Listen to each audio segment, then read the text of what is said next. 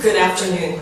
As Janet stated, we had a speaker, Carolina Salboon, who was supposed to be here today, and unfortunately she had some work issues and couldn't attend. But Carolina actually works for the Housing Authority, well, Monterey County Housing Authority Development Corporation, which is a 501c3 that is affiliated with the Housing Authority.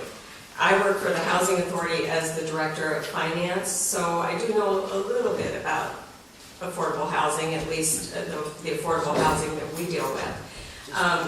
With me is Paul Tran, who is the project manager for CHISPA. And so there are a number of issues regarding housing. I think basically we would all agree that housing is basically a basic need. It is something that we all rely on to feel safe and to be able to carry on the business of life. Children don't do well in school if they're trying to study and do homework in the car. That's just a very simple example. We also expect our housing to be decent and safe. So by decent we mean in a good location, not worrying about crime necessarily or pests. So we do expect that.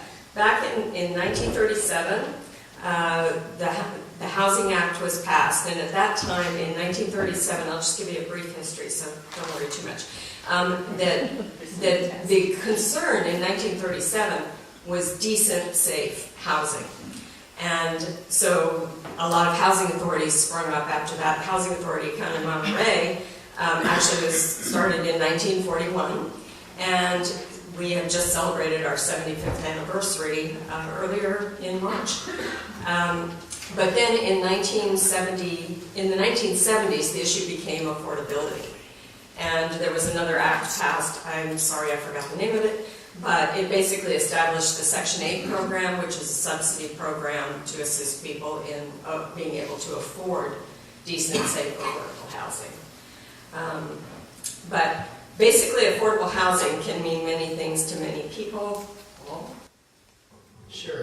Paul Tran, good to see a lot of familiar faces out here today. Thanks for having us. Just to start off, CHISPA was started over 35 years ago, primarily to help farm worker housing. Over the last 35 years, we've developed over 2,300 units. So the first topic, what does affordable housing mean?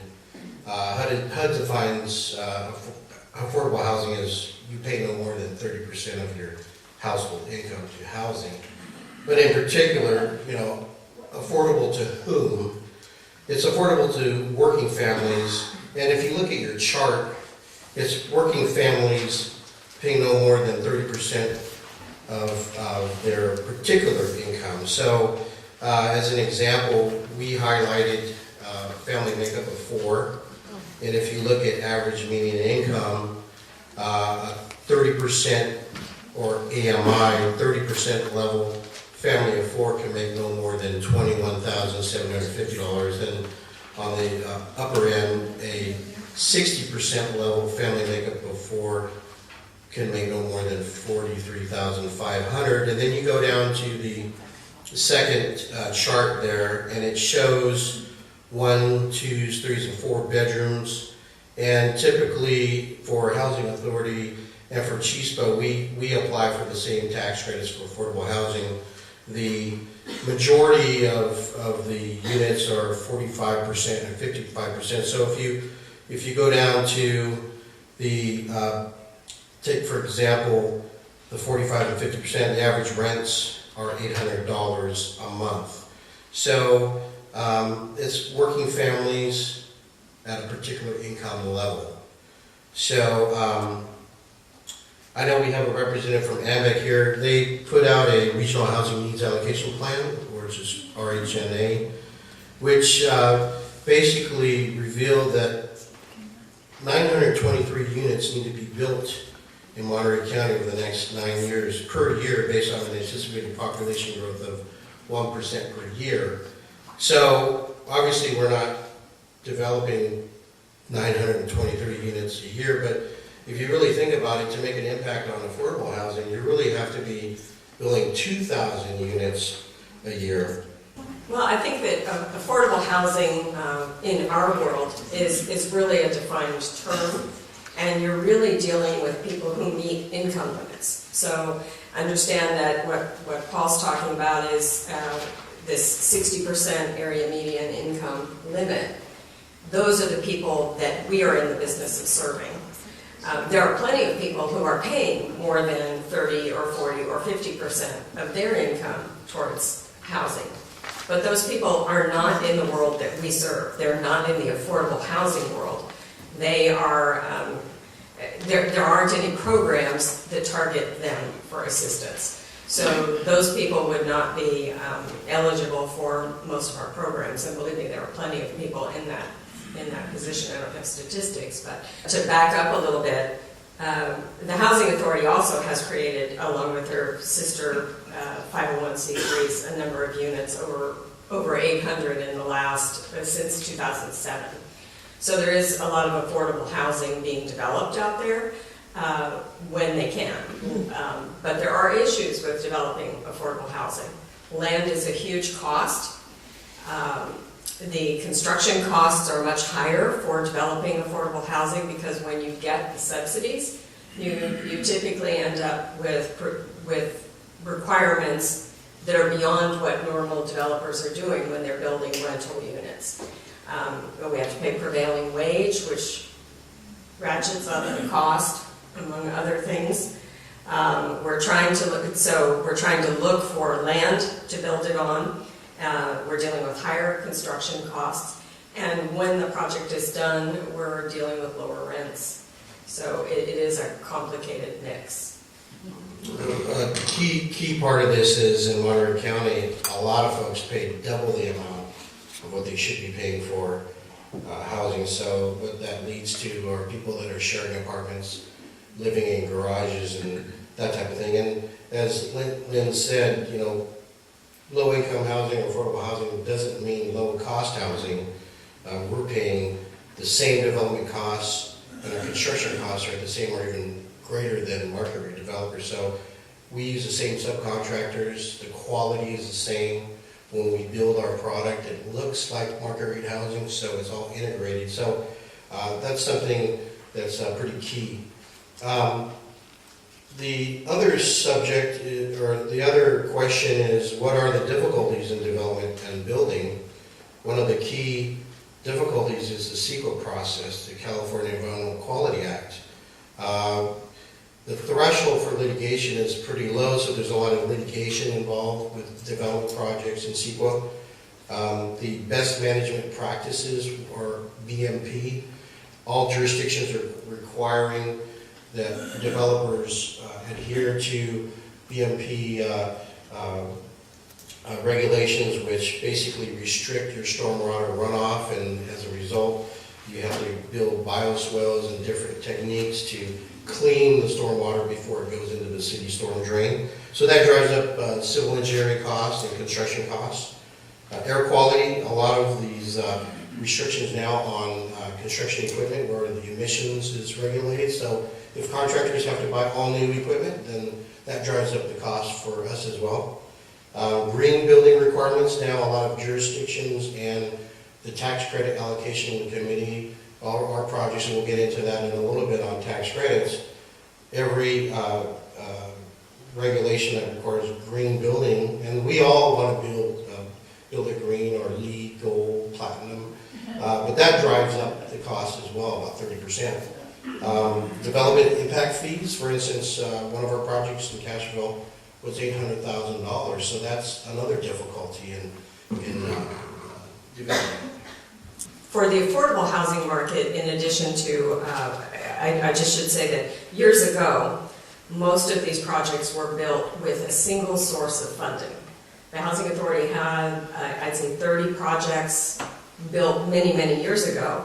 Almost all of them have one source of funding, at most two, and with the funding source come the restrictions. These days, about the only funding source out there for affordable housing is tax credits.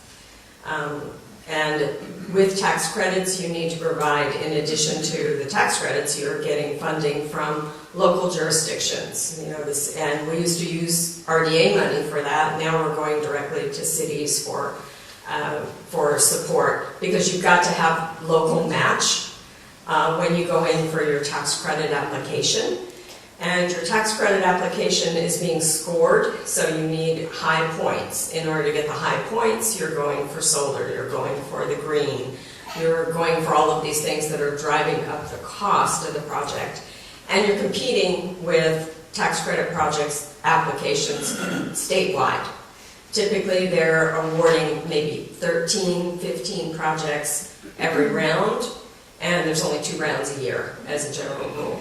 So you're competing, and quite frankly, we end up competing with CHISPA when we go in, or they're competing with us, depending which one of us you are. But with all of those different funding sources come layering, which affects your pro forma and your ability to operate the project. So tax credit projects, you're limiting yourself to people who move in and are eligible at 60% of area median income. That's the top. If you layer home on top of that, or CDBG, or you get other money from the city, whatever those funds are, layers on top of that, and then that restricts those units further, because you have to meet the restriction of the most deep requirement. And as Paul was saying, you've got a lengthy pre-development process. So you start out trying to find the land, trying to put together the financing package. The more you put together the financing package, the more that changes the rents, which changes your pro forma and your ability to actually operate the project. And you also end up with multiple applications, because you may not be approved in the first round that you apply for. So we have a project that I think we won on our 3rd round. So we've been pre-developing this project for at least a year and a half. And each one of those applications costs you money, you have to have new studies, things like that. In addition, this lengthy process can cause you problems, because you do your market study, and by the time you get through with construction, the market you were kind of gearing your project to may or may not be there. We found that with some of our farm labor projects that we have started developing. We get down to the end, we have a project in South County that at the start of the process, the push was we need large bedroom units, meaning 4 and 5 bedroom units. By the time we finished construction, we were able to kind of limit that because we had an idea, but the jurisdictions that we're dealing with or people that we are dealing with assume that farm worker families are large families. Well, the problem is that those large families end up with too much income, so they can't qualify. We have 4 and 5 bedroom units in Soledad that we have a very hard time leasing up. And by hard time, I mean it takes us 7 or 8 months to find a family to fill those units. And because there's tax credits on them and the other subsidies, you can't rent it to anyone who doesn't meet the criteria. So anyway, those are the kinds of issues we face with this lengthy development process, with all the layering of the subsidies and the requirements. Can I just ask for a clarification on that point? So what you're saying is that the 4 or 5 bedroom units, people are being tiered out of qualifying because families are pooling their income in order to be able to get by and lose them out of the bracket? Is that? No, I'm saying that the families are not large anymore, well, I should not all, but certainly a lot of families are not large. So you don't have a mother and father and 7 children. You have a mother and father and 3 children, maybe 1 or 2 of which are now 18. And so they may still be living at home, but they're working. In addition, farm income has risen for families in our community. So as Lynn said, the cost of land is very high. For example, we purchased a piece of property some years ago in Hollister, 5 acres for $500,000. Now that's doubled. We've had other properties offered to us at $380,000 an acre, so of vacant land. And to finished lots are now at $43,000. To build a house, the developers are doing $100,000 before even pour a foundation. The elimination of redevelopment agencies and redevelopment dollars has put a big impact on affordable housing developers, because relied heavily on those dollars to match other funds such as home and CDBG, like Lynn mentioned. So without those redevelopment dollars, it's harder to score on a tax credit project. So on every multifamily affordable project now includes federal tax credits, low-income housing tax credits. You can't build it without these, because and we'll get into that a little bit later. But 2 rounds a year, it amounts to a project being approved and built once every 3 or 4 years. That's how competitive the process is. So if you're doing one every 3 or 4 years, you can see how difficult it is to provide affordable housing. The other difficulties are stringent building codes. There are development fees, legal costs, land costs, site work, competing for tax credits. In Salinas, I know Lynn and I compete, but we both have big projects.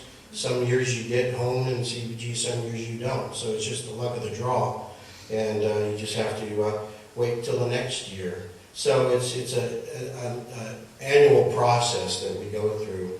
And as Lynn says, if you have to pay prevailing wages, you're tacking on at least another 30%, and that takes away from the incentive to build, because then it becomes cost prohibitive. Where does the funding come from is the next question. Well, the federal program and the tax code gives incentives to build affordable housing, so all of us compete for tax credits, and annually California gets about $16 million. So statewide, affordable housing developers are applying for the same tax credits.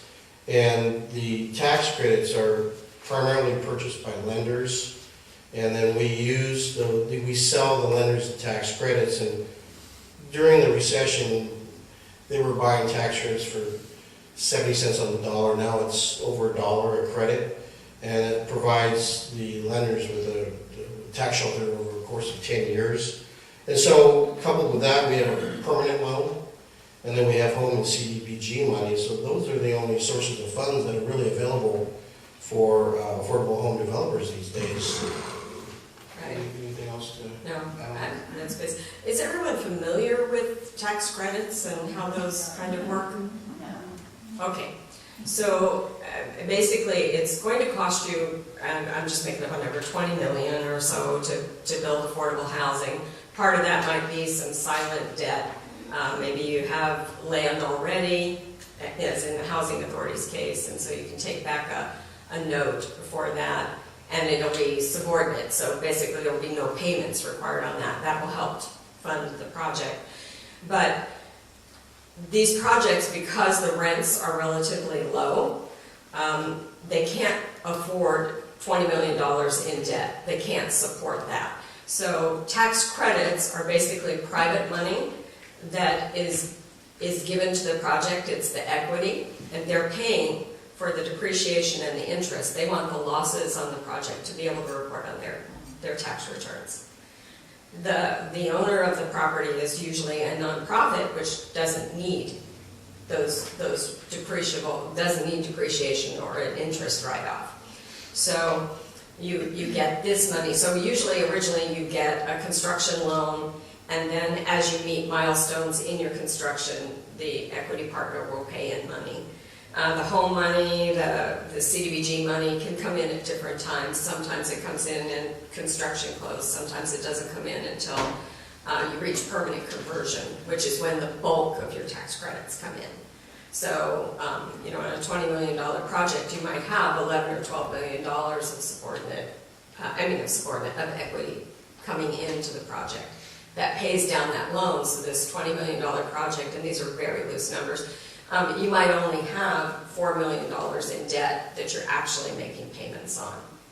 The subordinate debt will get, you may get an impact loan from the city, so you can defer your impact fees. Those funds, they get paid if the project cash flows.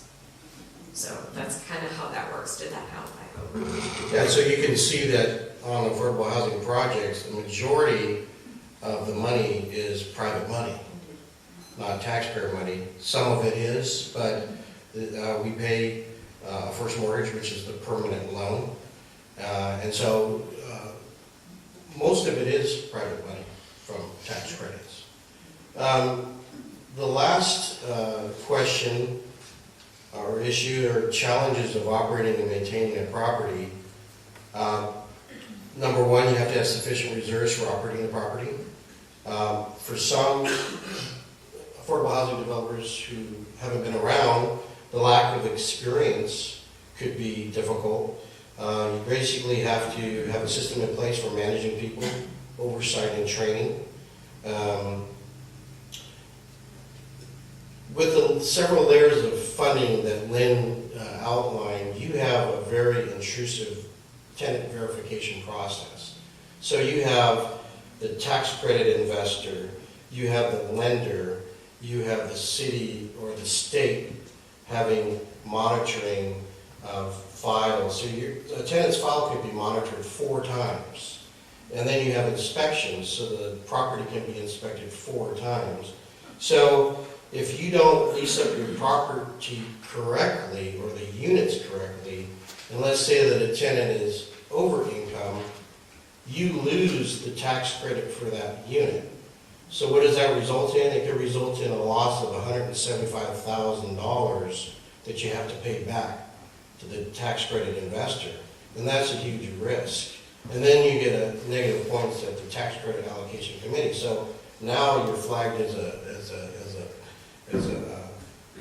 developer at the state level. So very intrusive process. So the initial lease-up requirements are very, very important.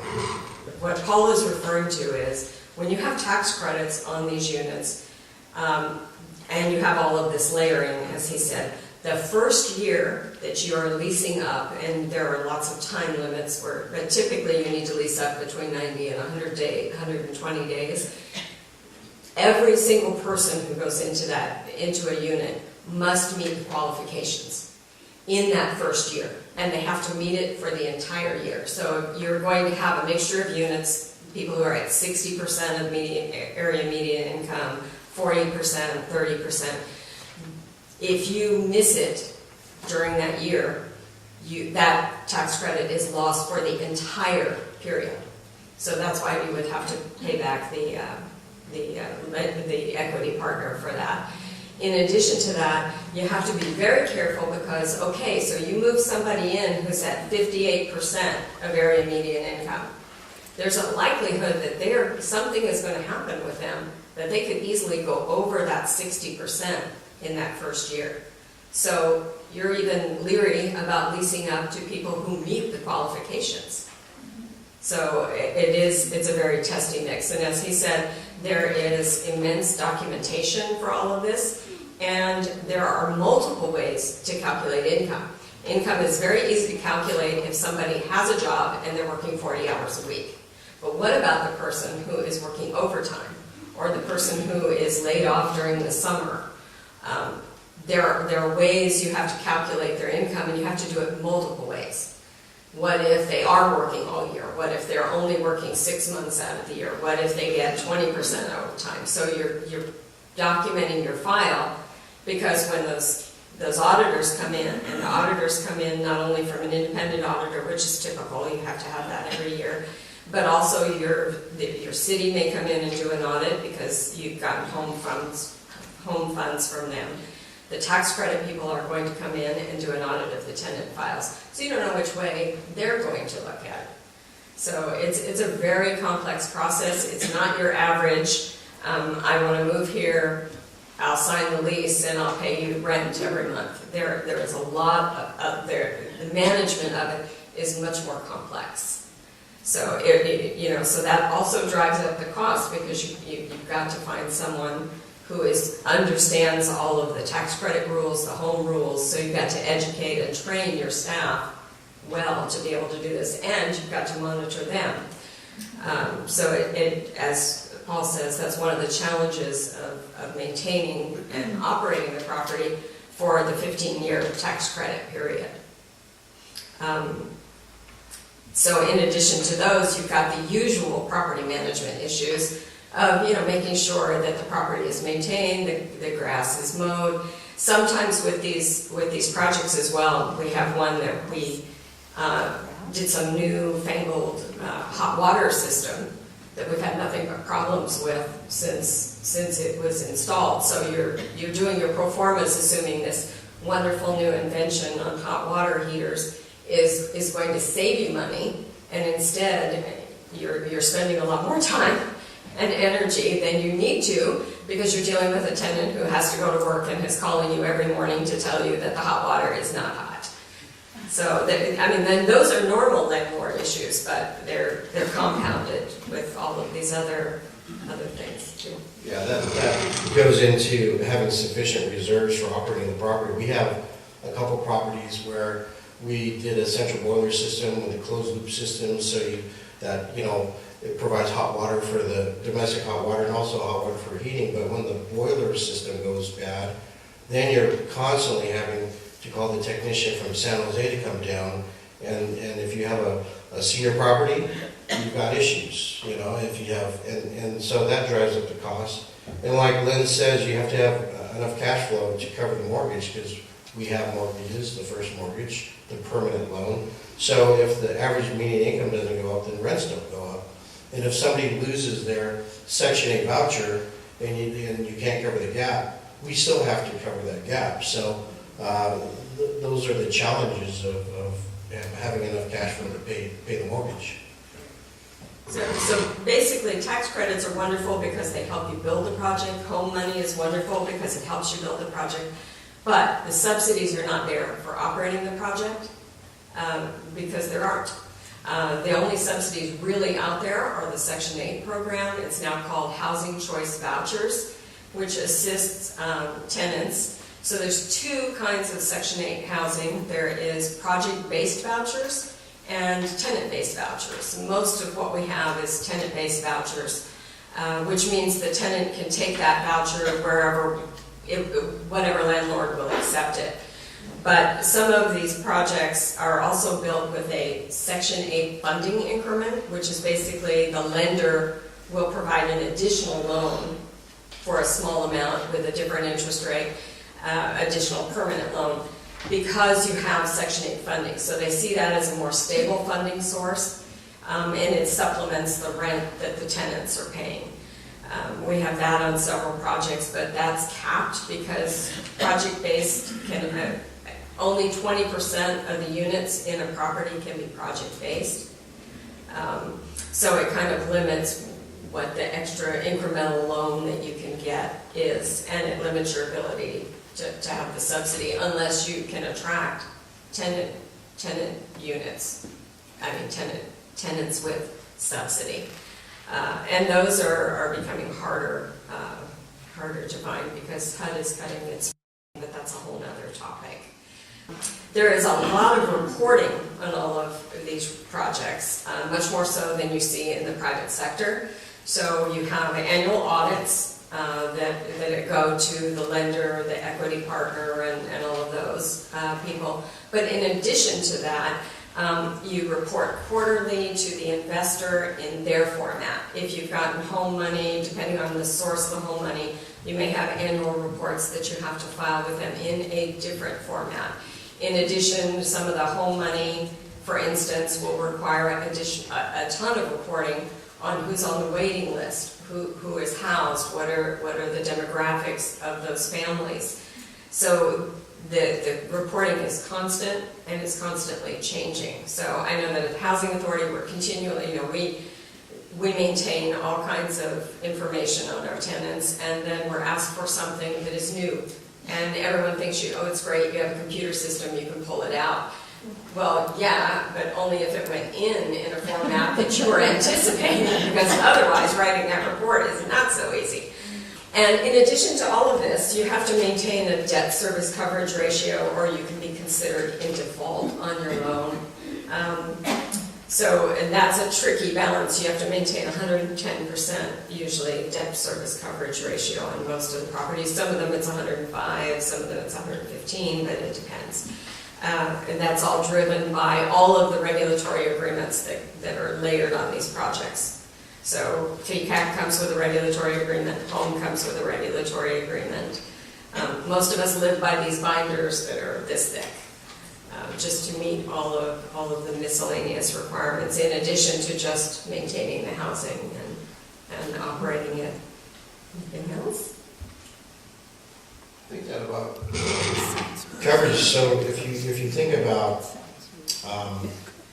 providing housing, it's all about subdivisions, and if you look at who's building, the people that are building are people who have gotten standard subdivisions approved 10 years ago. So 10 years ago, then there's a recession. After the recession, you have moratoriums. Moratoriums are lifted. Now you're starting to see development. I pass out a brochure of our community services and all of our developments in the Housing Authority as well. We're building community centers as part of our apartment complexes. And so what's nice is, for Chispa, it's all about the people first, then the units. We're all about building healthy communities. It's not just housing, but building healthy communities. So if you look into the winter spring program, and Housing Authority has a nice one out there at Haciendas and Salinas. We have a lot of nonprofit partners that we pay for. It comes from grants that we apply for and our annual celebration from sponsorships. You have for the kids the Head Start program, play groups, YMCA after school program, branchlets from the Monterey County Free Libraries. We have guitar classes. We've got marching drum line. Excuse me. Every Friday during the art walk, you see these kids in these drumline presentations that are really incredible. We have Wells Fargo Bank does hands-on banking. There's Mathematics in Motion. There's Teen Leadership Council. There's Creating Healthy Communities. There's Zumba classes. And then for our seniors, we have Zumba for seniors, guitar for seniors, painting for seniors. There's a lunch program, visiting nurses services. So we have a lot of great partners that partner up with us and provide these services at our community centers to help educate the tenants and create healthy communities. And all of that is part of the requirement of the tax credit application. So, and we, as Paul said, we are really focused on the clients, the tenants. That is our mission, and it can be very rewarding. It also can be very frustrating because there are times when you have those families that you can't help, and sitting across the table from them or taking their application and knowing that they can't qualify is a very difficult thing to do. Luckily, I'm in finance. I can hide in my cubicle and I don't have to tell them no. But we do have staff who have to deal with that on a regular basis. But having said all of that, it's what we do. We would love to be creating way more affordable housing than we are. Personally, I would like to also be able to assist those families who are over the 60% area median income, because many of them are struggling as well. But the funding isn't out there for that. So until we change our perception of what housing is and how important it is to us in our communities, as a country, as a state, it's going to be hard to help those people in between. So, Chad?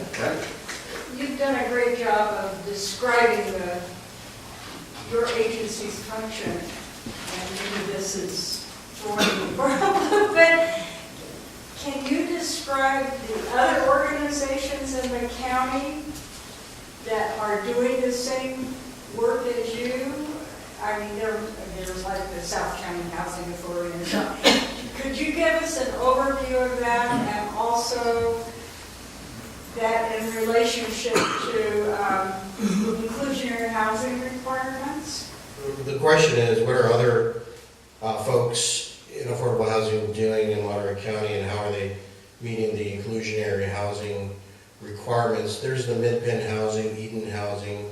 South County Housing, I think, has been absorbed by Eden Housing, Housing Authority, and other affordable housing developers that don't come to my mind right now, but they're all doing the same thing that we're doing, trying to create affordable housing by tapping into the same funding sources that we tap into. And it just depends on the available land. In the county, it's basically the community areas, the Baranda area, the Castroville, Chular, and East Garrison. So for instance, for the East Garrison development, the inclusionary housing obligation was met by MidPan on phase 1.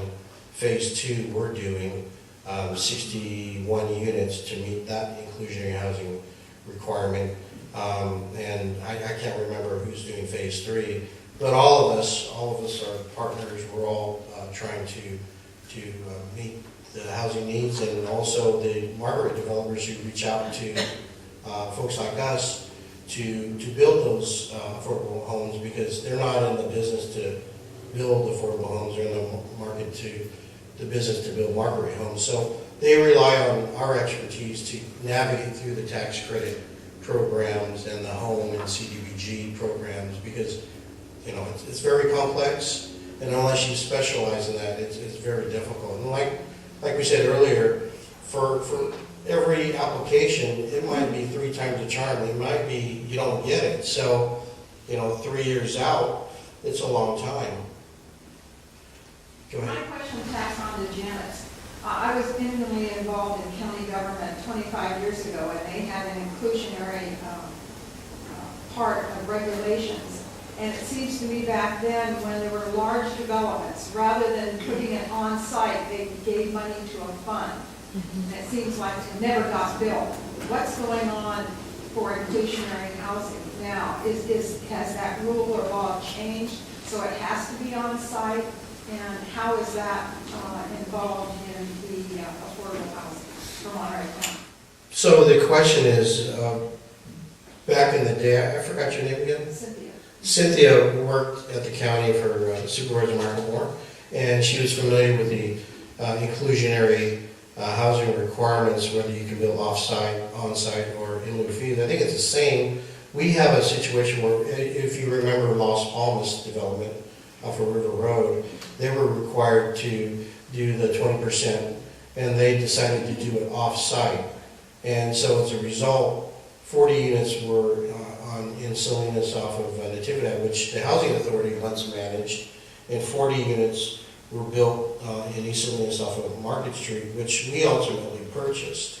So I believe now, and I'm not representing the county or familiar with the with all the changes, but I believe now a lot of folks are building on-site, and they're mixing the inclusionary housing amongst market housing. And like I said earlier, you can't tell the difference between the market rate product and this affordable product. And under some of the pattern books, the design requirements, that's a requirement so that you integrate affordable housing and market rate housing. But what happened back then was the large developers could give an in lieu fee instead of putting them on site. And it seems to me that those never materialized. Is that the same rule that's going on now, or do they have to do on site? That was all changed. Okay. That was all changed, and the affordable housing policy was changed when Sam Karras and I went into office, and we required on-site for everything except the minor subdivision, and they had to pay 1/6 and have it built elsewhere. And they were built on-site. I'm Jane Haynes. I wanted to ask Paul 2 questions about Chispa's 44-acre parcel that's at 156 and Highway 156 and Castroville Boulevard. The first question is, in 1994 when Moro Coho was approved, there were supposed to be 100 units, low-income units built on that. They were never built. So my first question is, why weren't they built? My second question is the 2015 housing element for the county says that Chispa is in the process of developing that parcel now for the proposal is 179 housing units, and that's right there at 156 with all the traffic congestion. So my second question is, how will you be addressing that traffic congestion on 156? So thank you. The question was from Jane Haynes, and her question is in connection with our 40-acre property that we own off of 156 in Castro Boulevard. And her first question was, during the Moro Coho subdivision, why wasn't the 100-unit senior development built? And that predates me, but the project permit expired. So I, by virtue of the expiration, you have to go through the process all over again. So I can't answer why that project was never built. But in that same property, we are proposing, and it's part of the 2015 Monterey County Housing Update, included our property for providing affordable housing. It's 40 acres, it's zoned for that, and for multifamily, we're going to provide 116 apartment units in the same makeup as what we passed out earlier.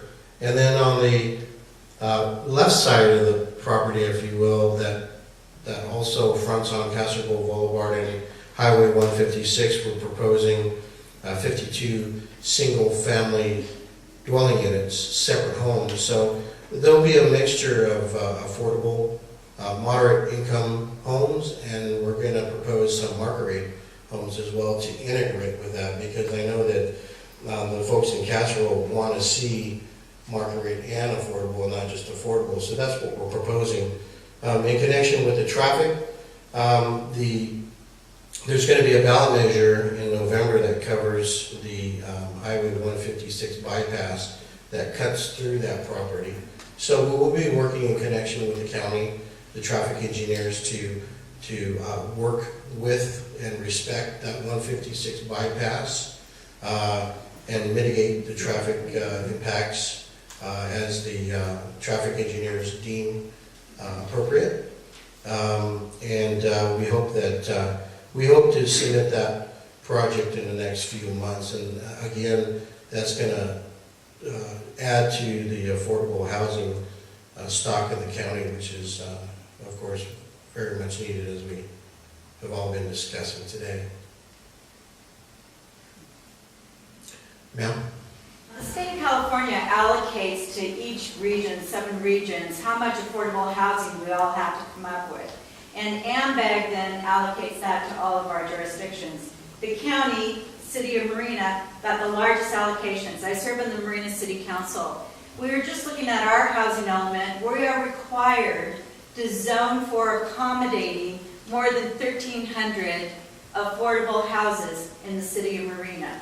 What that requires us to do as a city is to have enough zoning in our general plan that goes to the state of California for approval that we have 20 or more units per acre. We do that zoning. What happens then is the developers come in and bring a development project, and as you just heard, the cost of doing this is outrageous and there's no source of money.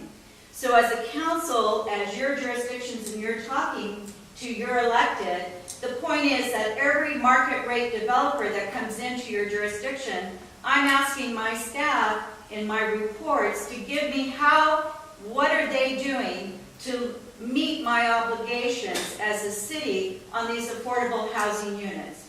In other words, we need to start sharing the burden of meeting this among our cities, among our nonprofits, but also among the market rate developers. What that does is meet your objective of putting the affordable units interspersed, that we're not creating low-income units and a very high-priced, high development, that we have the separation of the rich and the poor. In Marina, we have affordable units. We probably have more than any other city on the peninsula. We have them out at Preston Park and Abrams Park. Unfortunately, early city councils allowed Marina Heights, that's developing, to shift the responsibility of 191 affordable units to be accommodated at Preston Park and Abrams. What that does, and a new burden for us, is as Marina Heights develops, we have to convert market rate to low, to accommodate the affordables, that we are now operating at a negative cash flow that's an impact to our city. And we need to solve that as well. So it's a critical issue people need to understand, and it's separate from the issue that I also am passionate about at Fora, is housing that is affordable. So take part, ask your elected, ask how your city's directing this issue, because every city has an allocation that they have to meet. Thank you very much for that. We are currently, we've been trying twice now in City of Marina to develop Judson Oaks, and we appreciate all your support. And that involves 47 senior housing units, and maybe third time's a charm, so we hope to see you again. Thank you very much for your support. I would like to thank Lynn and Paul for a very comprehensive overview of a very complex and difficult process to provide affordable housing. Thank you very much.